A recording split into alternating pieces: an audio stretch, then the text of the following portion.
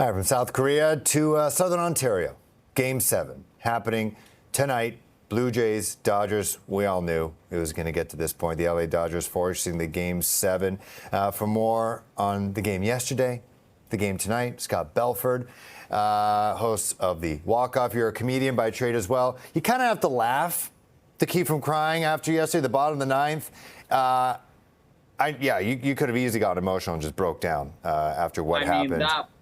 Phil, first of all, thanks for having me. And that was a really tough one to take. Yeah. I mean, as soon as that ball lodged in there, too, I knew it was a ground rule double. We watched something similar happen midseason in Sacramento when they were playing the A's.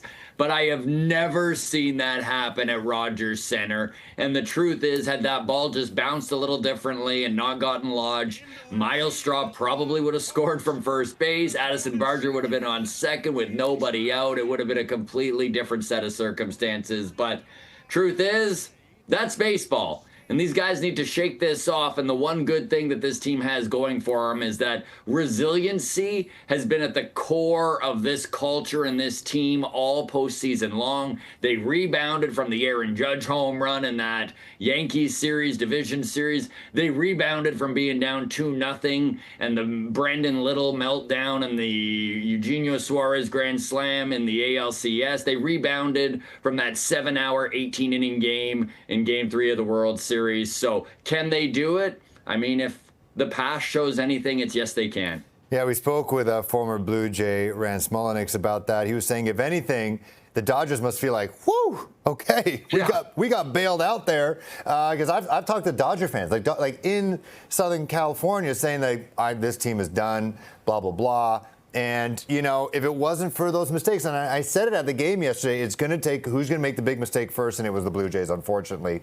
The Dodgers must be feeling like they dodged one there, and, you know, they have new life. Can they find their bats again? Maybe not, especially this late in the season, literally the last game legally of the season. But the Blue Jays, when we look back at this series, all their wins, the normal games, when it's not 18 innings or you're facing a robot that is Yamamoto, you know, they beat the Dodgers soundly. And now they're probably not going to face Yamamoto. It could be Shohei and a mix of, you know, Snell and Glasnow. Do you like your chances with this Blue Jays team if they're able to, like you said, turn the page and just rebound?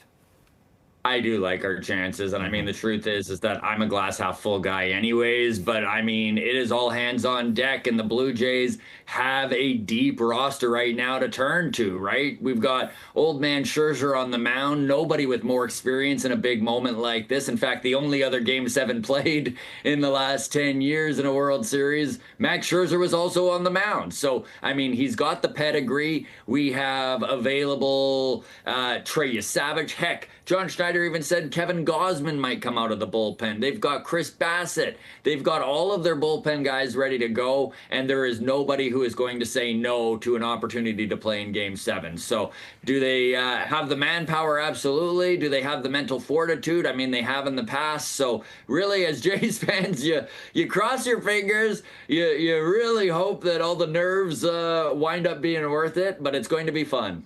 Yeah, that's what we're also talking to Rich Griffin, who covered the Jays. He worked for the Jays at one point.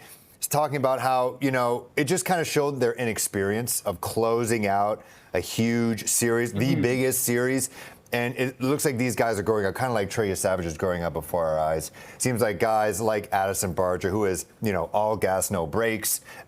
These guys are learning on the job. Hopefully they take from that. They won't make those silly mistakes again, hopefully, in this Game 7. Let's put our optimist hats on. Let's say they win. How are you going to celebrate? How are you going to watch also?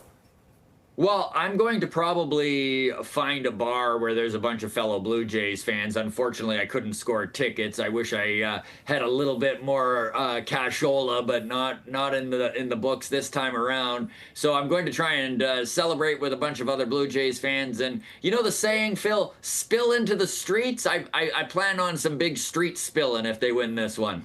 Yeah, me too. There was a good amount of street spilling yesterday. It was mainly a lot of grumpy humans.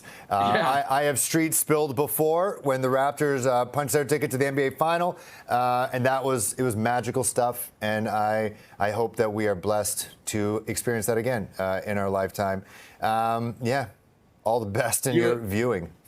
You and me both, Phil. Thank you so much, and go Jays, go. Go Jays. We'll chat with you regardless tomorrow, maybe a bit later. If they win, to give you time to sleep in. I look forward to it. Cheers. Yes. All right, Jays in 7. Let's go.